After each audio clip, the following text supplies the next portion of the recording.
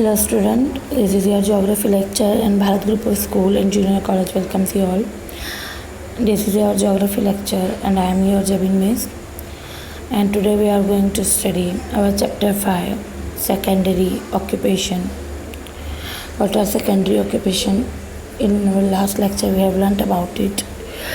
Secondary occupation means to process the product of primary occupations product into secondary occupation. Means secondary occupation activities include manufacturing, processing and construction industries. The prices where conversion of products obtained from primary activities into final product take place is called a factory. Factors affecting the location of industries we have studies. There are four important or main factors are physical factors, economical factors, political factors and other factors. Physical factors include climate, availability of raw material, water and power supply, transportation, labor, availability of land or site. And economical factors are proximity to market, capital or investment. Proximity to market means to avail the finished product to local consumers in easy way or in nearby market. And capital investment is need to establish any industry. There is funds from bank or financial companies etc. or government. Political factors are government policies and setting up of SEZs. Government policies such the rate of tax and sometimes relief in taxes help to build or establish a industry in any region. Other factors include split location and economies of scale or agglomeration. A split location means they produce different parts at different places and then assemble it together. Such examples are automobile industries and mobile industries etc. And economies of scale or agglomeration means they are related to each other or mutually are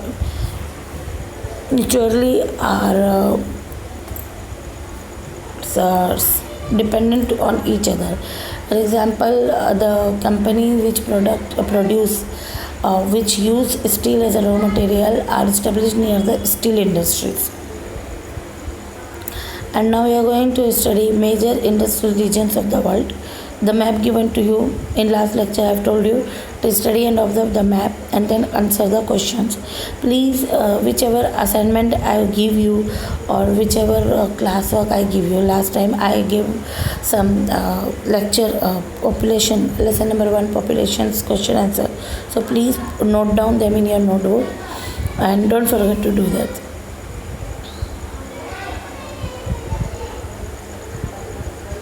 ज़्यादा है agriculture products as a raw material use किए जाते हैं. Reverse और lakes बहुत ज़्यादा हैं और ब्रोकन कोस्ट लाइन है जो कि पोर्ट्स वगैरह के लिए जो है बहुत अच्छे होते हैं. You can easily use it. उसके बाद है ह्यूमन फैक्टर्स जिसको अफेक्ट करते हैं इसकी लोकलाइजेशन को. अवेलेबिलिटी ऑफ हाई कैपिटल, इन्हें यहाँ पर कैपिटल इजीली अवेलेबल हो जाता है. गुड कम्युनिकेशन है, एक्सपोर्ट फैसिलिटीज़ अच्छी है, चीप और स्किल लेबर है, वास्ट मार्केट है, डेवलपमेंट और इनलैंड वाटर और रेल ट्रांसपोर्ट और बहुत अच्छा है. पोर्ट्स भी बहुत अच्छे क्योंकि जैसे मैंने बताया यहाँ पर जो है ब्रोकन कोस्ट लाइन है तो पोर्ट्स बहुत इजीली बन सकते हैं. फूड और बेवरेजेस, मेजर जो इंडस्ट्रीज़ है फूड बेवरेजेस की है, ऑटोमोबाइल की है, एयरक्राफ्ट है, मेटल है, फैब्रिकेशन है, पेट्रोकेमिकल है, स्टिल टेलीकम्युनिकेशंस है, chemicals, electronics, consumer goods, wooden industry और हैवी केमिकल. उसके बाद आता है यूरोप. यूरोप के जो है पार्ट 1, पार्ट 2, पार्ट 3 करके तीन रीजन्स बताएं. पहला तो है इसका रूर रीजन जो कि Germany, France, parts of great Britain और इटली है. इसकी जो अवेलेबिलिटी है फिजिकल फैक्टर जिसको अफेक्ट करता है यहाँ पर रिवर राइन है और क्लाइमेट जो है फिशिंग और डेयरी प्रोडक्ट के लिए बहुत सूटेबल है. उसके बाद लार्ज कोल और आयरन रिजर्व्स है और पास्चर और मेडोज भी बहुत अच्छे हैं. उसके बाद ह्यूमन फैक्टर्स जो यहाँ पर इफ़ेक्ट करते हैं, यहाँ के लेबर स्किल्ड है, मार्केट भी बहुत लार्ज है, पोर्ट फैसिलिटीज़ भी अवेलेबल है और डिमांड ज़्यादा है। डेवलपमेंट जो है रेल और रोड ट्रांसपोर्ट की बहुत अच्छी है और मैकेनाइजेशन भी बहुत ज़्यादा है। अब ये कौन से मेजर इंडस्ट्रीज़ यहाँ पर हैं, तो फेरस और नॉन फेरस मेटल प्रोडक्शन और processing, petroleum, oil, cement, chemical, pharmaceuticals, aerospaces, rail transportation equipment, passenger and commercial vehicle, construction equipment, industrial equipment, ship building, electrical power equipment, machine tools, electronics and telecommunication equipment, fishing, food and beverages, furniture, paper, textiles. अब Europe के second region European Russia में हम देखेंगे तो इसमें आता है Moscow, Tula, Vladimir triangle, Ural और वोल्गा रीजन। इसके लोकेशन जो है फिजिकल फैक्टर जिसको अफेक्ट करते हैं कि ये ऑयल फील्ड से इनकी लोकेशन नज़दीक है और लोकेशन जो है नियर ऑन कोल फील्ड से भी नज़दीक है, आयरन और माइन से भी नज़दीक है, क्लाइमेट बहुत अच्छा है और वोल्गा रिवर जो है बहुत इंपॉर्टेंट रोल प्ले करती हैं यहाँ पर वाटर सप्लाई के लिए। पॉपुलेशन लार्ज है और ह्यूमन फैक्टर्स में पॉपुलेशन लार्ज है, गुड कम्युनिकेशन सिस्टम है और रेल रोड भी ट्रांसपोर्ट जो है वो भी डेवलप्ड है। मशीन और मेजर इंडस्ट्रीज कौन सी है फिर, machine tool, refineries, textile, electrical, automobile etcetera और एग्रीकल्चरल जो मशीनरी होती है और केमिकल्स। अब थर्ड जो मेजर इंडस्ट्रियल रीजन है यूरोप का वो है अदर रीजन्स में स्कैंडिनेवियन कंट्रीज, स्विट्ज़रलैंड और पोलैंड। इसकी जो मेन रीज़न है यहाँ पर जो फिजिकल फैक्टर जो अफेक्ट करते हैं वो है सबसे पहले क्लाइमेट और ब्रोकन कोस्टलाइन और रिवर्स जो कि बहुत अच्छा पोर्ट अवेलेबल कराते हैं, लो टेम्परेचर और कोनिफेरस फॉरेस्ट। तो लो टेम्परेचर तो मैंने आपको जैसे बताया कि ये जो है हमने लास्ट लेक्चर में पढ़ा था कि इसकी वजह से जो है फिशिंग वगैरह बहुत ज़्यादा होती है और ह्यूमन फैक्टर्स जो अफेक्ट करते हैं लोकलाइजेशन को है limitation in agriculture, advance technology और लो पॉपुलेशन। यहाँ पे पॉपुलेशन लो है, टेक्नोलॉजी एडवांस है और एग्रीकल्चर जो है लिमिटेड है। और यहाँ पर कौन से मेजर इंडस्ट्रीज़ है, iron and steel, chemicals, textile, engine, lead, refined, dairy, watches and other electronics. ठीक है, अब इसके बाद हम पढ़ेंगे एशिया। एशिया में है चाइना। सबसे पहले हम पढ़ेंगे चाइना के बारे में और चाइना के मंचूरिया और northern end of the north China along the east coast and extending westward beyond Beijing और lower Yangtze industrial region including Shanghai. और इसका जो फिज़िकल फैक्टर है तो यहाँ पर आयरन और कोल बहुत ज़्यादा पाए जाते हैं और कोल फील्ड्स नज़दीक है, ब्रोकन कोस्टलाइन होने की वजह से पोर्ट्स इजीली अवेलेबल हो जाते हैं।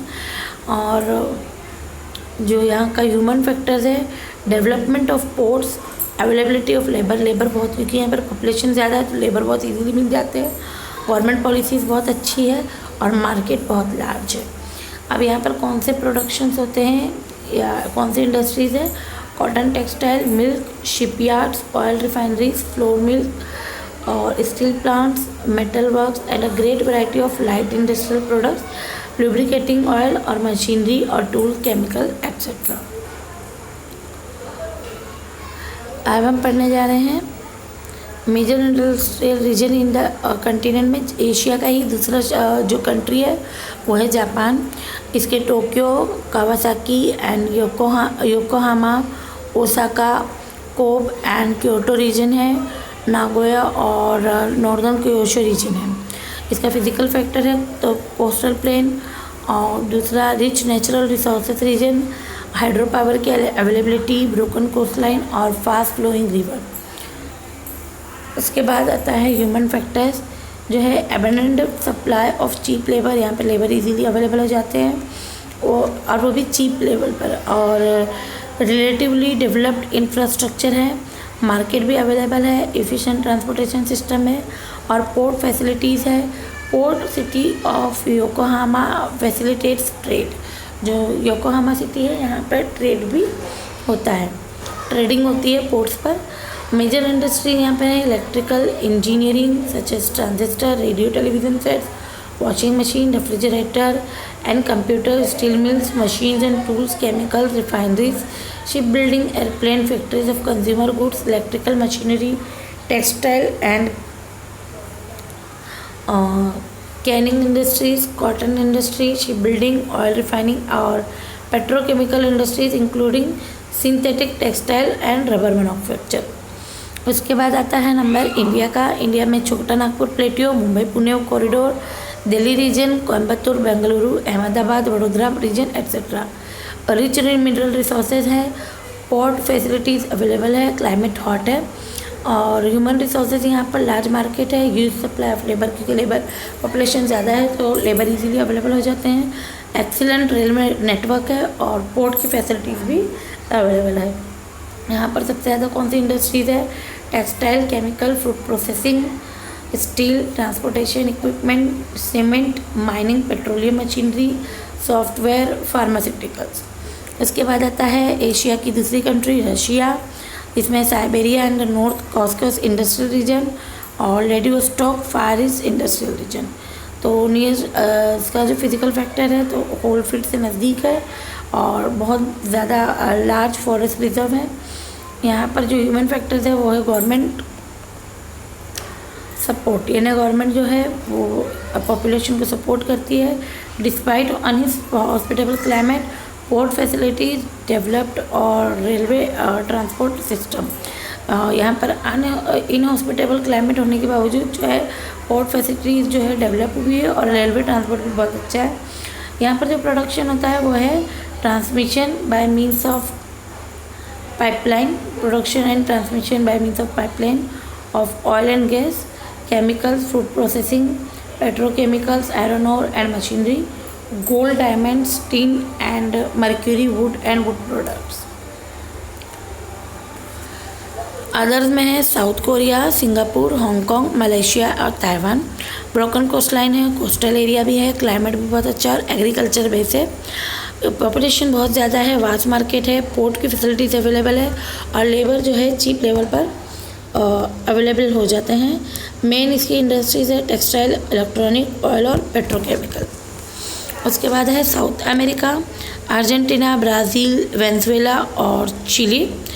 और यहाँ का फर्टाइल प्लेन और coastal region, grazing ground, favourable climate, availability of mineral इसके फिजिकल फैक्टर्स है।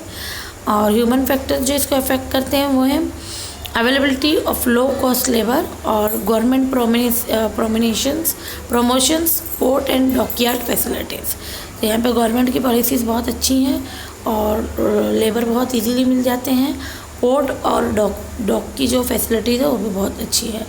तो ये कौन सी इंडस्ट्रीज़ हैं यहाँ पर? मेजर इंडस्ट्रीज़ फूड स्टफ और beverages, metallurgy and mechanical industries, chemicals and petroleum refining, textile, house hold appliances, textile industries. इसके बाद है अफ्रीका। अफ्रीका की कंट्रीज़ में आते हैं विटवारसैंड, किम्बरले, कॉन्गो, घानू, जाम्बिया। बहुत सारी वैरायटी ऑफ मिनरल्स है यहाँ पे। 5% जो गोल्ड है वर्ल्ड का वो यहाँ पे पाया जाता है। वास्ट लैंड है अवेलेबल और फॉरेस्ट है। मार्केट ओरिएंटेड प्रोडक्शन है, डिमांड है और लार्ज इन्वेस्टमेंट है। यहाँ पर डायमंड, गोल्ड और फॉरेस्ट प्रोडक्ट्स को बनाया जाता है, इसकी इंडस्ट्रीज है।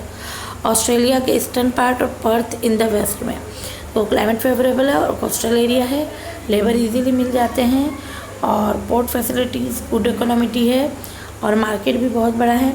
फूड बेवरेजेस, टेक्सटाइल और footwear, wood and paper products, petroleum, coal and chemical products, metallic industries, machinery and equipment इसकी मेजर इंडस्ट्रीज है। और उसके बाद आते हैं न्यूजीलैंड।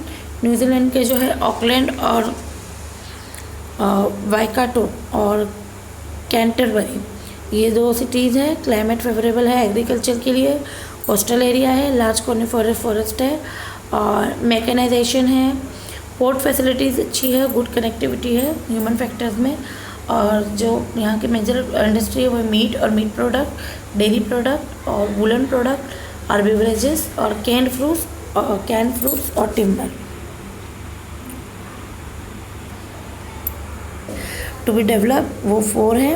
उनमें से एक है Delhi Mumbai industrial corridor DMIC, Amritsar Delhi Kolkata industrial corridor ADKIC, Chennai Bengaluru industrial corridor CBIC and Bengaluru Mumbai industrial corridor DMIC। सो आज के लिए बस इतना ही है। नेक्स्ट लेक्चर में हम लोग क्लासिफिकेशन ऑफ इंडस्ट्रीज़ पढ़ेंगे, जो कि अलग अलग तरीके से अलग अलग जो है बेसिस पे क्लासिफिकेशन किया गया है। अब तक हम लोगों ने पढ़ा कि सेकेंडरी ऑक्यूपेशन क्या होता है, फिर हम लोगों ने पढ़ा कि इसकी कौन कौन से फैक्टर्स इसके इंडस्ट्रीज़ के एस्टेब्लिशमेंट पर अफेक्ट करते हैं। हम लोगों ने आज पढ़ा कि वर्ल्ड वाइड कौन कौन से रीजन में कौन कौन से जो इंडस्ट्रीज़ है वो डेवलप्ड है। और हम लोगों ने इस मैप को देखा, यहाँ पर मैप में भी आपको बताया हुआ है, जो मैप में दिखाया है यही आपको यहाँ पर बताया गया। आप पढ़ के इसको रिफ़र कर सकते हो और इजीली जो ऊपर क्वेश्चन दिए इसके आंसर लिख सकते हो। और प्लीज़ इन क्वेश्चंस के आंसर लिखिए और अपने असाइनमेंट बुक कंप्लीट रखिए, ठीक है। क्योंकि एनी हाउ अगर कॉलेज स्टार्ट होती है तो ये सब आपका रिकॉर्ड जो है वो चेक किया जाएगा। तब तक के लिए अब नेक्स्ट लेक्चर तक के bye and take care, stay home, stay safe.